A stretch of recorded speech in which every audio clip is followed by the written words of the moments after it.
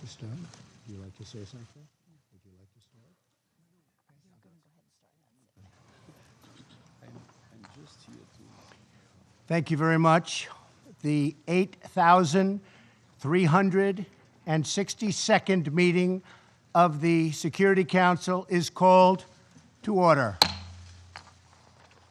The agenda for this meeting is maintenance of international peace and security, non-proliferation of weapons of mass destruction. The agenda is hereby adopted. I am honored to be here today to chair this meeting of the United Nations Security Council. It is also my privilege to welcome the distinguished heads of state, heads of government, ministers, and other leaders and representatives here with us. Thank you. I also wish to warmly welcome Secretary General Antonio Guterres for joining us. Thank you very much, Mr. Secretary General. The Security Council will now consider item 2 of the agenda. I will make a statement in my capacity as President of the United States of America. It is a great honor to be here today at this UN Security Council briefing to discuss a matter of urgent importance concerning and countering the proliferation of deadly chemical, biological, and nuclear weapons and the means to deliver them. The nations of the world have long recognized that certain weapons are so dangerous and can inflict so much suffering that all of us have a vital interest in preventing their further development, spread, and use. Since my inauguration, the United States has taken bold action to confront these sinister threats. Many of us are rightly focused on the dangers of nuclear weapons, but we must never forget the risk posed by biological and chemical weapons. The United States was one of the first nations to unilaterally renounce the use of biological weapons, and since World War I, we have led international efforts against the scourge of chemical warfare.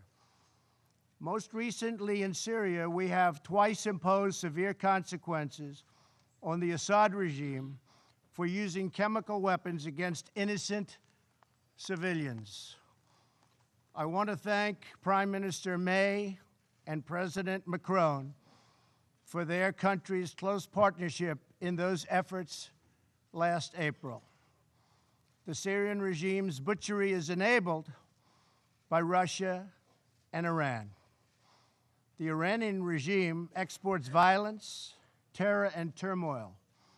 It illicitly procures sensitive items to advance its ballistic missile program and proliferates these missiles all across the Middle East. The regime is the world's leading sponsor of terror and fuels conflict across the region and far beyond. A regime with this track record must never be allowed to possess a nuclear weapon. For this reason, I announced earlier this year that the United States would withdraw from the Iran nuclear deal. This horrible one-sided deal allowed Iran to continue its path towards a bomb and gave the regime a cash lifeline when they needed it the most. They were in big, big trouble. They needed cash. We gave it to them. In the years since the deal was signed, Iran's aggression only increased. The regime used new funds from the deal to support terrorism, build nuclear-capable missiles, and foment chaos. Following America's withdrawal, the United States began reimposing nuclear-related sanctions on Iran. all U.S. nuclear-related sanctions will be in full force by early November. They will be in full force. After that, the United States will pursue additional sanctions, tougher than ever before, to counter the entire range of Iran's malign conduct. Any individual or entity who fails to comply with these sanctions will face severe consequences. I ask all members of the Security Council to work with the United States to ensure the Iranian regime changes its behavior and never acquires a nuclear bomb. With all of this said, I want to thank Iran, Russia, and Syria for, at my very strong urging and request, substantially slowing down their attack on Idlib province and the 3 million people who live there in order to get 35,000 targeted terrorists. Get the terrorists, but I hope the restraint continues. The world is watching. Thank you also to Turkey for helping to negotiate restraint. Anything the USA can do to help resolve this problem in order to save perhaps even hundreds of thousands of lives, maybe more, we are willing and able. We are available to help. In my remarks yesterday to the United Nations General Assembly, I laid out my administration's commitment to building a more just and peaceful future.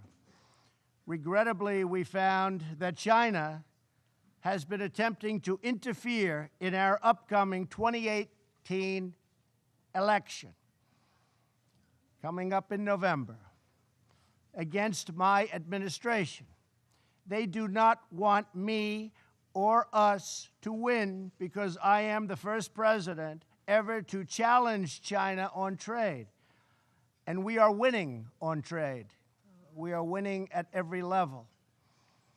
We don't want them to meddle or interfere in our upcoming election. As I also mentioned yesterday, we have seen the results of historic efforts to open new pathways to peace on the North Korean Peninsula, on the Korean Peninsula, and that's something we are extremely proud of. I am pleased to say that North Korea has not conducted a missile test since last November. It has not conducted a nuclear test since last September. And the hostages have been returned to us, and very importantly, the remains of American heroes are now returning home. In June, I held a historic summit with Chairman Kim Jong-un in Singapore, where he reaffirmed his commitment to complete denuclearization. Last week, Chairman Kim reiterated that commitment to President Moon at their third summit and to me in a very strong letter form. I think we will make a deal. But unfortunately, to ensure this progress continues, we must enforce existing UN Security Council resolutions until denuclearization occurs. However, we have detected that some nations are already violating these UN sanctions.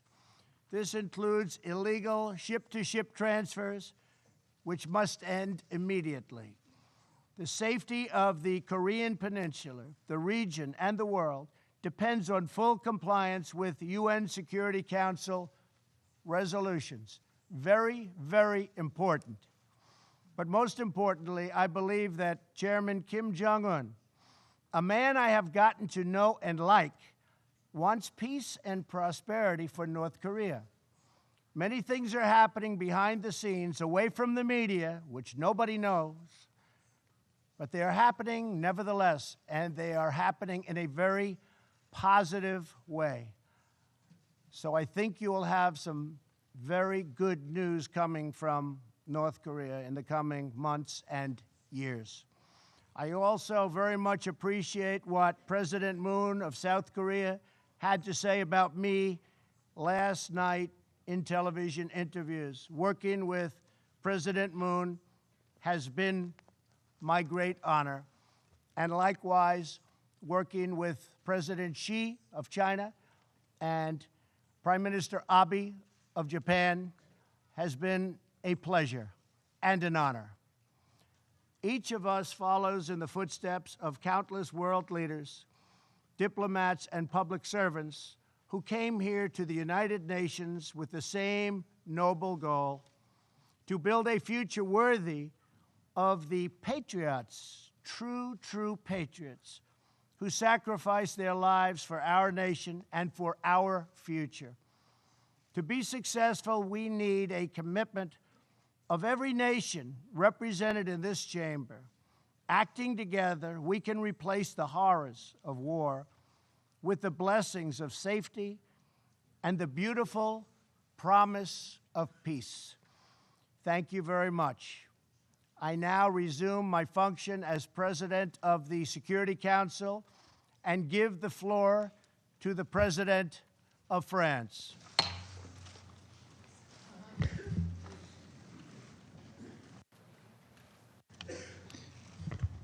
Merci, Monsieur le Président. Thank you, Mr. President. Cher Donald, mes chers collègues, Dear Donald, dear Monsieur le colleagues, Secrétaire Général, Secretary General, Mesdames, Messieurs les ministres, chers amis, distinguished je voudrais ministers, tout dear d'abord friends, remercier I would like to first of all la présidence thank américaine du Conseil de the US sécurité de presidency nous of the avoir Security réunis Council. aujourd'hui Thank you for pour having brought traiter us here de l'importante today menace to à la paix discuss et à la the sécurité serious internationale que threats to constitue international en peace and effet la security, which are prolifération represented des indeed armes de by the destruction massive proliferation of et de leurs weapons vecteurs. of mass destruction, Et their and remercier their le means of Secrétaire delivery. Général I'd pour like sa to thank the présence Secretary à General cet échange. for being present La with première us question here today. sur ce The sujet qui me first vient à l'esprit en issue on contemplant, here that comes to my si nous nous mind parlons franchement, nos divisions de l'année écoulée sur des sujets aussi importants que le nucléaire iranien ou l'usage d'armes chimiques par le régime syrien, et tout simplement, que voulons-nous, nous, États membres du Conseil de sécurité, encore faire ensemble? Le régime de non-prolifération, qui organise la maîtrise des armements atomiques pour limiter le risque de guerre nucléaire, ou qui impose l'interdiction absolue de certaines armes pour que nos populations soient à jamais protégées de l'horreur de la guerre, des gaz ou des armes bactériologiques, est une construction relativement récente, arrivée à maturité dans les années 1990. Et c'est le fruit des drames du XXe siècle, de la ferme détermination de nos prédécesseurs, de leur vision du bien de l'humanité et de leur esprit de responsabilité. Et cet édifice repose sur des concessions mutuelles, des interdépendances, une confiance réciproque que nous avons bâtie à cette occasion. En un mot, sur une approche multilatérale de la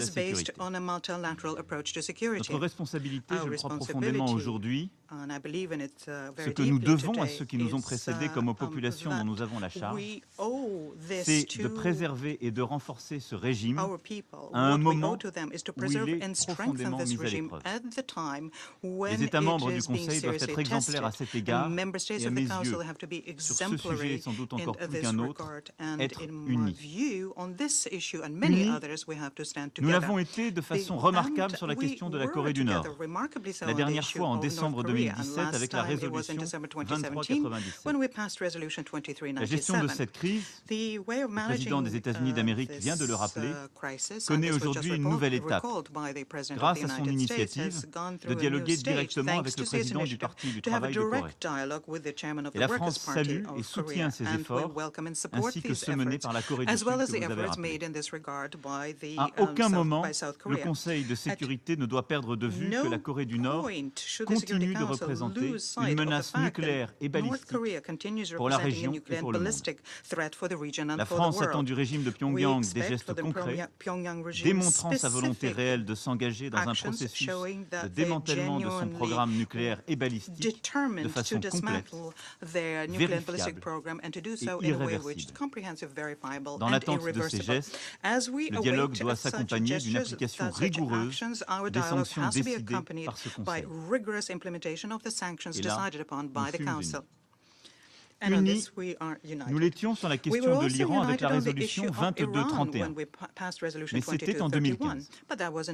Depuis, les trajectoires des États signataires du plan d'action global conjoint, dit le JCPOA, ont divergé.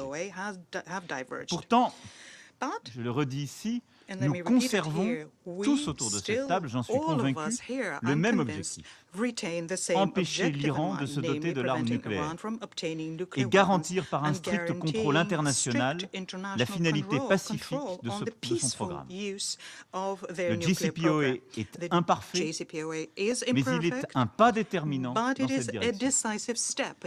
Alors qu'une grave crise de confiance a été ouverte par la réimposition de sanctions extraterritoriales américaines, Téhéran continue de respecter ses obligations nucléaires. Cette situation doit être confortée par un respect de toutes les dispositions du JCPOA et de la résolution qu'il endosse et qui vaut pour tous les membres des Nations Unies et pas seulement pour la France, l'Allemagne et le Royaume-Uni.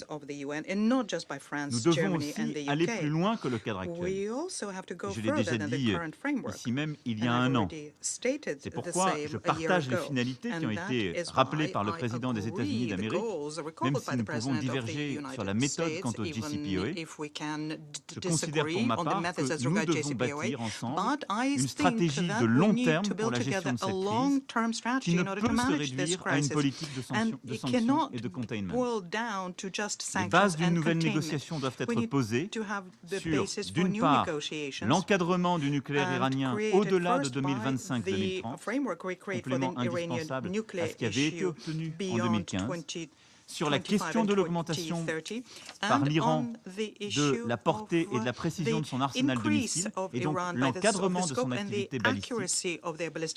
Et enfin, troisièmement, sur la stabilité régionale.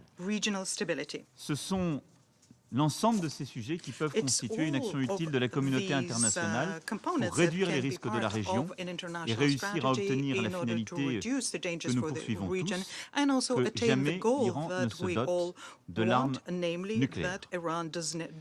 Unis, nous l'étions sur l'élimination des armes chimiques syriennes avec la résolution 2118. Mais c'était en 2013.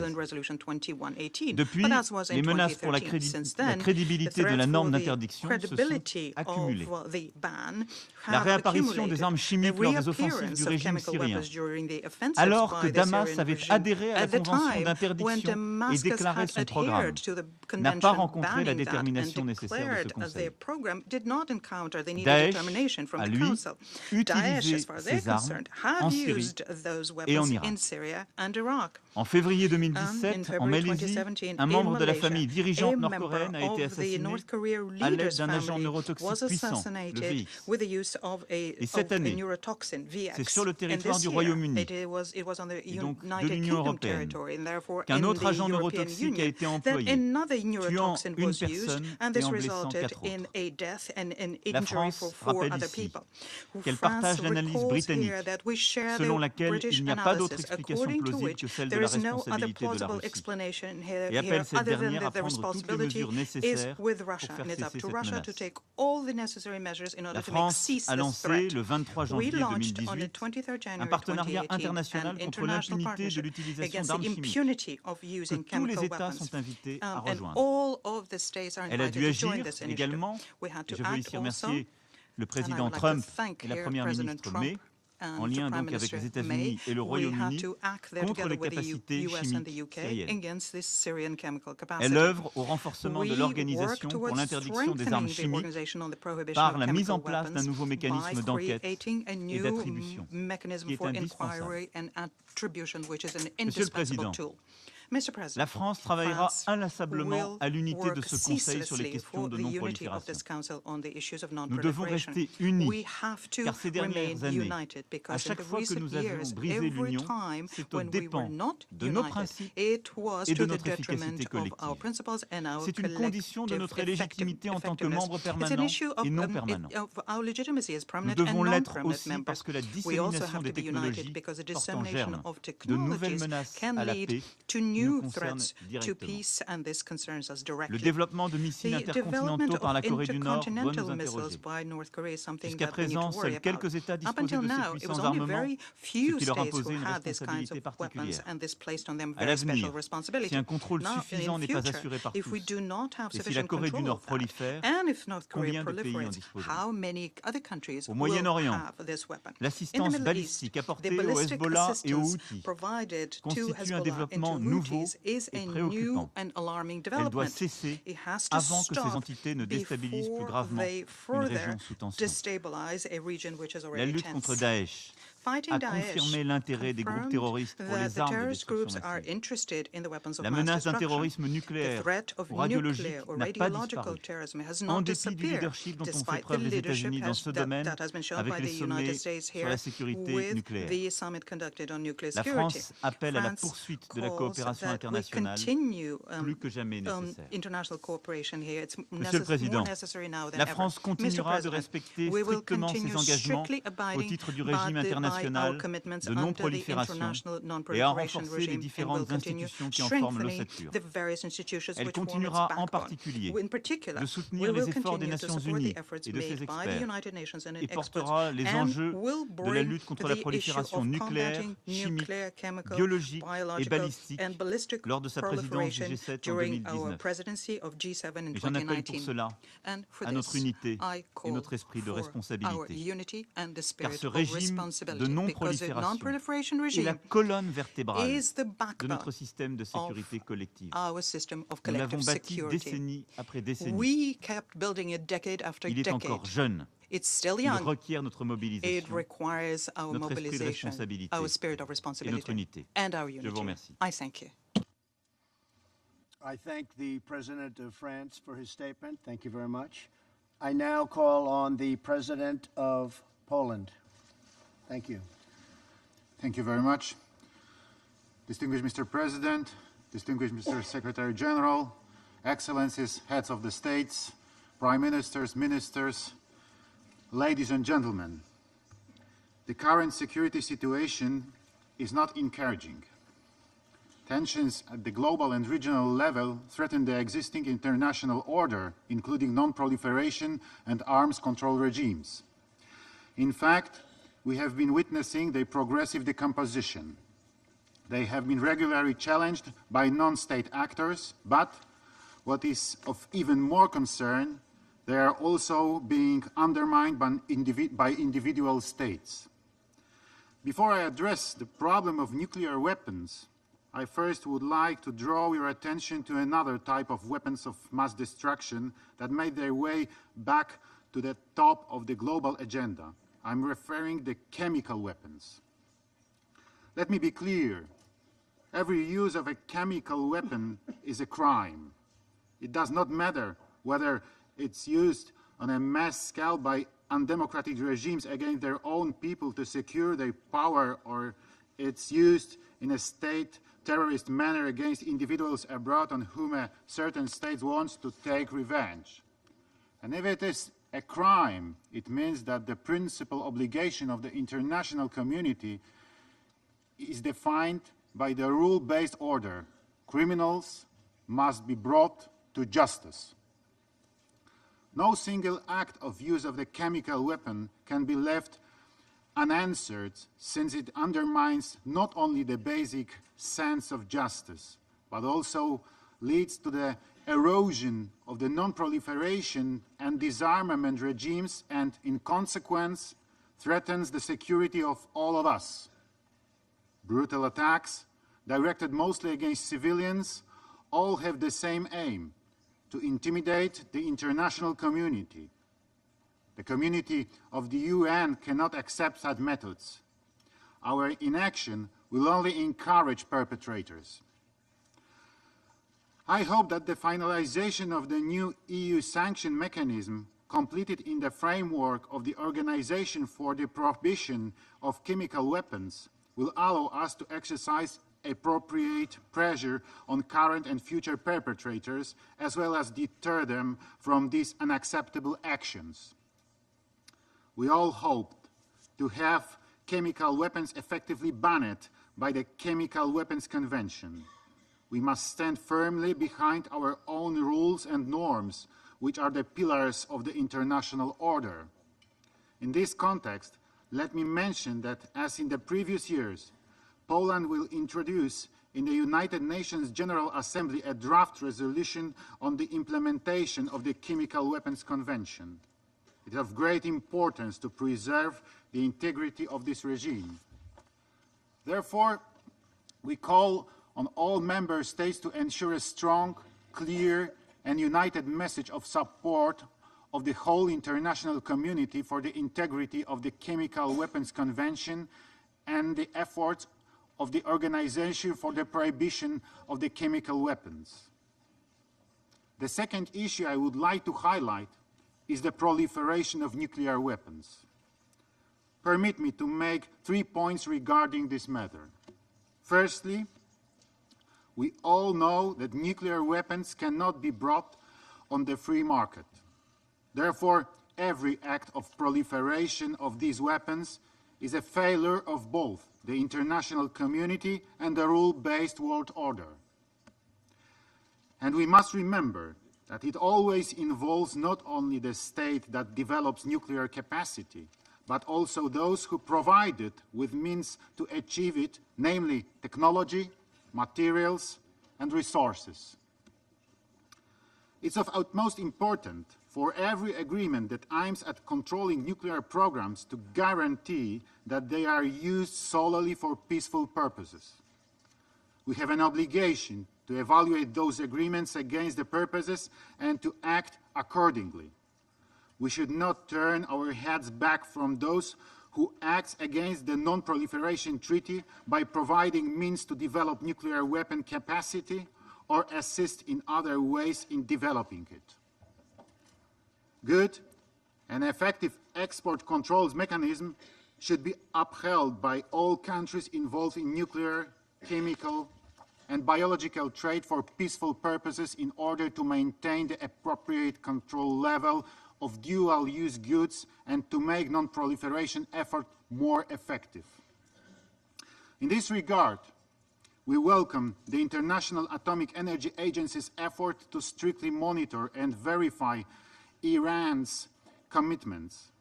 Let me also use this opportunity to commend the vital role the agency plays in the non-proliferation area. The agency's system of safeguards is a fundamental component of the nuclear non-proliferation regime and plays an indispensable role in the implementation of the NPT. Secondly, I would like to welcome the prospect of the process of denuclearization of the Korean Peninsula. We have seen some encouraging developments, such as the inter-Korean summits and the meeting of Kim Jong-un with the President Donald Trump. These led to the stopping of the missile and nuclear tests. And I would like to stress, Mr. President, that this is in tremendous measure your and President Moon's great achievement and merit. So thank you very much. However, the decisive steps are yet to be made. The lasting peace will not be achieved without the denuclearization of the North Korea in a complete, verifiable, and irreversible manner. Until then, the international community must remain united in maintaining real and consistent pressure on the North Korea, including by upholding UN sanctions regime. Thirdly, for the credibility of international community, it's vital to stand firmly behind duties and obligations we took in our shoulders. In that context, let me sadly reflect on the concerning developments of security situation in our region, Central and Eastern Europe.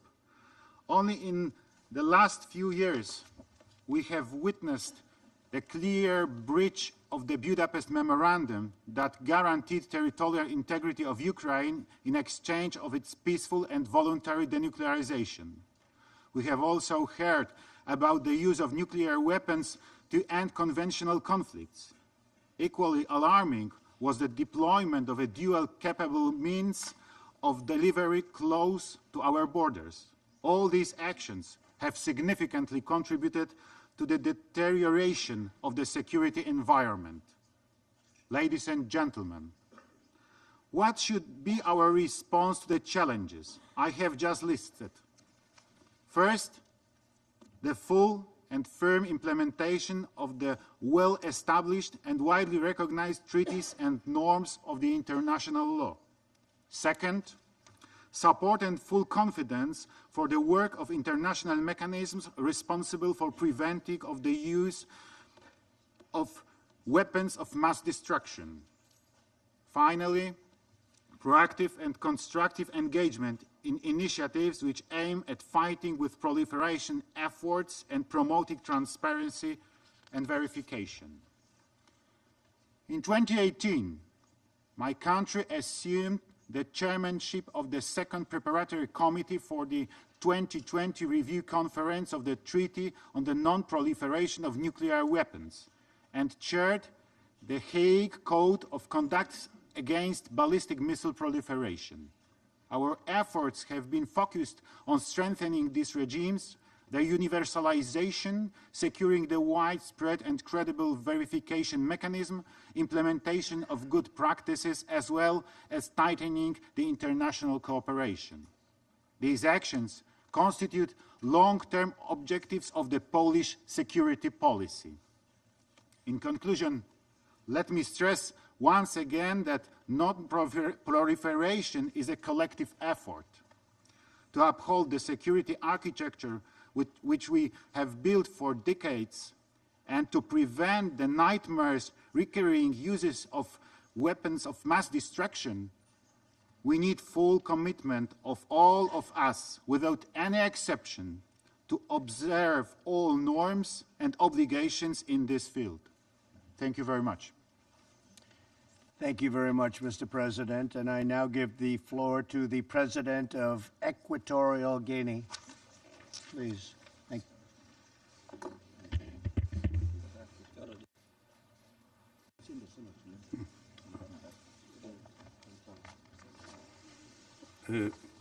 Gracias. Thank you, Presidente, President, Excelencias, Your Excellencies, Señoras y Señores. ladies and gentlemen. Es para mí un It is for placer me y un a honor pleasure dirigirme and por an primera honor vez to address for the first time a este in foro person en nombre this y forum representación de la on República behalf de of Guinea and in Ecuatorial. representation of the Republic of Agradecemos a los Equatorial Estados Guinea. Unidos de We América thank the por United haber States of convocado America for este having debate convened abierto this open y debate this morning, felicitamos and we Su Excelencia congratulate la labor the United States on their presidencia del excellent Consejo. work as President of the Council for El the month of desarme September. es uno de los objetivos Disarmament is más one of the antiguos longest-standing de las goals Naciones of the Unidas. United Nations. Fue el tema de la Indeed, it primera was the subject resolución del of the Consejo de very Seguridad first Security Council el resolution 25 de enero on the 25th de of January 1946, 1946, en el que el when the Consejo de Security Seguridad Council adopted aprobó la Resolution resolución 1 del 1 Consejo de of the Seguridad de las United Naciones Nations Unidas, Security Council, amparada en el artículo enshrined in 47 Article de la 47 Carta. of the Charter of Naciones the United Unidas. Nations. Han pasado 72 años years have elapsed desde la adopción de since dicha the resolución adoption por el of Consejo the de Seguridad aforementioned resolution by the Security y Council. al día de hoy And el today, mundo sigue sumido the world is once en una again carrera caught up in an armamentística arms que race, conlleva which has a led muchos many estados states a que to se feel sientan themselves obligados compelled a dotarse to de todo acquire tipo de a armas para range su of defensa. weapons of all kinds Y en for their concreto, defense. de And more armas de specifically, destrucción masiva. has led them feeling compelled Además, to obtain weapons of mass Dichos destruction in some arsenales instances. nucleares no solo Nuclear agravan arsenals las do not tensiones just entre serve to exacerbate estados y tensions between perjudican states and los to esfuerzos de hinder la the paz, drive for sino peace, que but amenazan they also a la put in existencia jeopardy misma the very de la continued humanidad. existence of humankind. Nuestro país, la Our República de Guinea country, the Ecuatorial, Republic of Equatorial no Guinea, posee does not ni possess, tiene nor intención does it de intend poseer ever armas de to destrucción acquire masiva weapons of mass y ha destruction. adoptado medidas And we have para adopted garantizar la measures to estricta guarantee the implementación strict and de los full compromisos y implementation of the obligaciones commitments and contraídos obligations con la that comunidad we bear to internacional the international en el community ámbito in the de sphere la of no non-proliferation.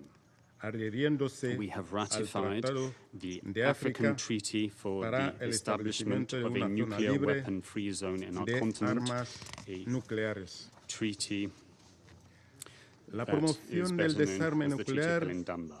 debe ser una prioridad promotion of nuclear para la agenda disarmament de la ought to comunidad be a internacional. priority, if not indeed the Dentro de 2 priority, años on the agenda of the se international celebrará community. medio siglo In 2 de la years, entrada we en will vigor celebrate del the Tratado 50th anniversary of the de entry no into force of the proliferación de armas Non-Proliferation nucleares Treaty, y or que entró en vigor NPT, en which entered 1970, into force in instrumento 1970, internacional and which is an que international posibilitó instrument prevenir that made it la possible to proliferación de halt armas the spread nucleares and proliferation of entre los nuclear países weapons to those que no las countries that, poseen as of that date, hasta were esa non-nuclear fecha, weapons states. pero que no tuvo el mismo Sadly, éxito the respecto NPT did not a la succeed eliminación de in parte de achieving los the estados elimination by nucleares nuclear weapon states armados of de los their arsenales existing nucleares mantenidos por ellos, porque which they still siempre ha maintain. existido una feroz There resistencia has always been del a cumplimiento deep-rooted por parte de los resistance estados by nuclearmente nuclear weapon armados states en lo que se to refiere complying with a the la provisions of the implementación NPT, de sus which compromisos apply to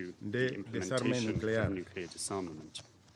Los gastos de las potencias nucleares The para mantener ese costs arsenal borne by nuclear y en algunos powers to casos maintain these modernizarlo arsenals, and in some instances to superarán el modernize presupuesto these del arsenals, conjunto de los far países de la outstrip Unión the Africana budget of all y de algunas nations of otras the African regiones. Union taken together. Señor The amount spent on presidente, these nuclear weapons is greater la than the budget of proliferación de all las of our armas de nations. destrucción masiva President, constituye una amenaza para the la paz proliferation y of la weapons seguridad of mass destruction internacionales poses a threat y to international compromete peace al and Consejo de security, Seguridad and it en su rol undermines the de Security trabajar Council para in evitar its role la difusión of working to de la prevent the producción spread and de tales production armas. of such weapons of mass destruction.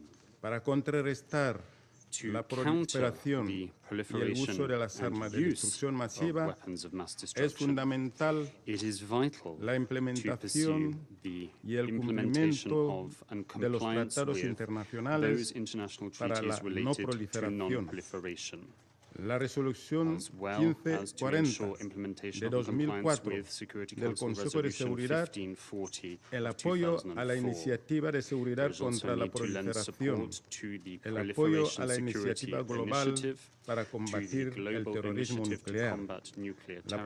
proliferación Action is de also cualquier needed ensayo to de ban armas nucleares, any test of la nuclear weapons, compartición to share de informaciones information entre los between estados states and y las organizaciones international internacionales, organizations.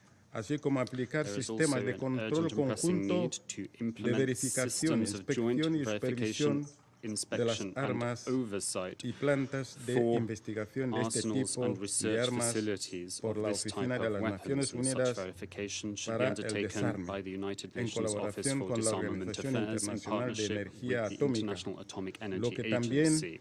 debe incluir And this su verification, seguridad inspection, and y oversight work should destrucción. include securing such Además, weapons and ensuring se their debe destruction. impulsar In las addition, negociaciones con there is a pressing los need to estados pursue portadores de armas negotiations nucleares with nuclear weapon para lograr possessor que states rechacen in order to ensure de forma that they efectiva rule out la opción effectively and por las genuinely armas nucleares, the option of a la using vez nuclear que se weapons. garantiza su Steps seguridad must also be y se taken to reconoce ensure el that their derecho nuclear de arsenals are todas las secured partes and al the rights of uso all pacífico parties de la to make energía peaceful use of nuclear nuclear. energy must be Señor recognized presidente, and upheld. la República de Guinea Ecuatorial President, the Republic of está muy Equatorial preocupada Guinea is porque alarmed las Naciones Unidas because the muestra United un escenario Nations paradójico, lo que seems la to be in ONU a paradoxical declara y lo situation. que realmente cada país realiza en There el seems to ámbito be a de su disconnect soberanía between es una steps puesta taken en here escena in this House llena de and falsedades, actions taken engaños, by some hipocresía states e claiming their insolidaridad. sovereignty, which is undermining Hace what escasamente should be 2 an action días of partnership and dedicamos una cumbre solidarity. extraordinaria para Some 2 days ensalzar ago, el we pensamiento del had líder an surafricano extraordinary Nelson Mandela, summit to remember the donde todos extraordinary African apoyamos leader rechazar Nelson Mandela, todo tipo de and we all confrontación spoke out y to rencores, reject confrontation aceptando and war, que to set aside con su legado disputes, se podía to lograr live up to his un mundo de legacy, paz, and in living up to the legacy of Nelson seguridad, Mandela, we express the hope that desarrollo we might be able y to live in a bienestar world para of todos. peace, security, development, Pero, and sin well-being embargo, for all. parece que muchos estados However, optan it por seems that desarrollar many states una have carrera chosen rather to armamentística pursue que va the en contra path of de los arms and nobles ideales weapons, de la which cumbre runs de Mandela directly counter to que the noble todos and lofty aceptamos aspirations of y the Mandela aplaudimos. Summit, a Las summit armas de which we all destrucción welcomed and masiva all participated in. pueden prohibirse, It y hacer is que possible su to uso ban weapons of sea mass destruction impensable. and to render their Basta use la voluntad unthinkable. necesaria All that is de needed todas is the las necessary partes. will and determination of La all República de Guinea parties. Ecuatorial The Republic of Equatorial manifiesta su Guinea firme apoyo voices its a seguir determination trabajando to continue en la working negociación towards y the adopción de negotiation instrumentos and adoption legales of vinculantes legally que binding llevan el instruments desarme nuclear that de manera will efectiva, lead to nuclear irreversible disarmament in an y effective, verificable, irreversible con and miras a verifiable alcanzar el way objetivo in de order la to completa achieve the eliminación objective of the de todas complete las armas elimination nucleares. of all La nuclear comunidad weapons. internacional de las The naciones international community debe of igualmente tener nations gran should preocupación also be por las worried by consecuencias the potential humanitarias humanitarian y los efectos consequences globales and the de global cualquier impact detonación of nuclear, any accidental accidental or intentional o nuclear intencional, detonation. y debe cooperar And the a international nivel de community la of seguridad nations should internacional cooperate on para the level of evitar international que security agentes to no prevent estatales non-state adquieran los actors medios from getting their hands on the practicar resources necessary for terrorismo them to be nuclear. able to pursue nuclear Señor presidente, terrorism. la President, República de Guinea Ecuatorial The Republic of apuesta Equatorial por la Guinea utilización is de la energía persuaded nuclear of the usefulness solo of nuclear para fines energy for pacíficos peaceful y bajo purposes la and used under the supervisión supervision de of the el órgano nuclear. IAEA.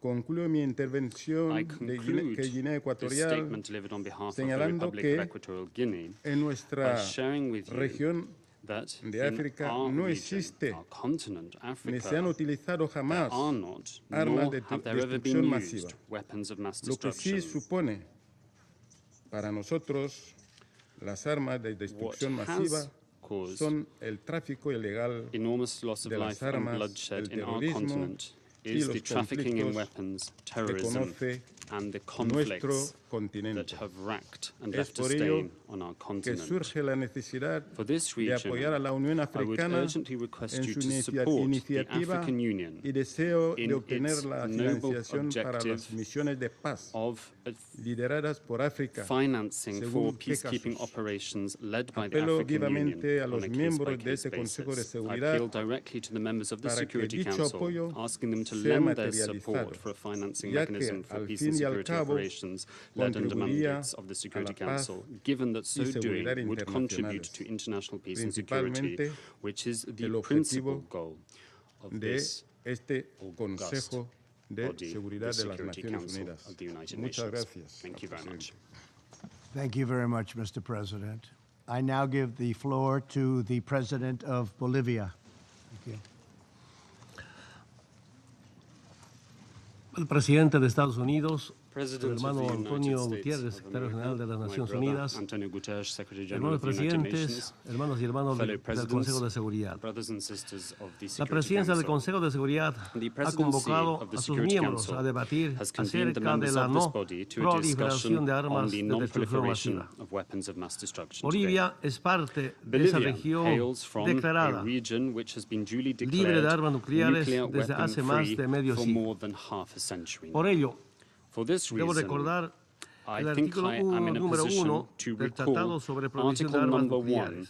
of the Cada Estado treaty parte prohibiting se the use compromete of a nuclear nunca y weapons, bajo which ninguna states that each circunstancia state party desarrollar, commits to ensayar, never and under no producir, circumstances fabricar y developing, adquirir testing, de cualquier producing, otro modo, manufacturing, acquiring in poseer any o other way, almacenar armas possessing or nucleares stockpiling u otros nuclear dispositivos weapons or nucleares. other nuclear devices. Convoco a todos I los call estados upon alrededor all de esta states mesa around a this suscribir, table to sign up to, ratificar y to poner ratify, and en to efecto inmediato immediately implement estas this disposiciones. provision, and indeed all the provisions. Esa of es la Section mejor 2. manera de evitar This la is the catastrófica best way posibilidad of del uso avoiding de este the tipo de catastrophic armas. possibility of the use of Es un weapons of imperativo this ético nature. y una deuda This is a con moral las futuras imperative and a generaciones. duty that we owe Hermanas to y hermanos future del mundo. generations.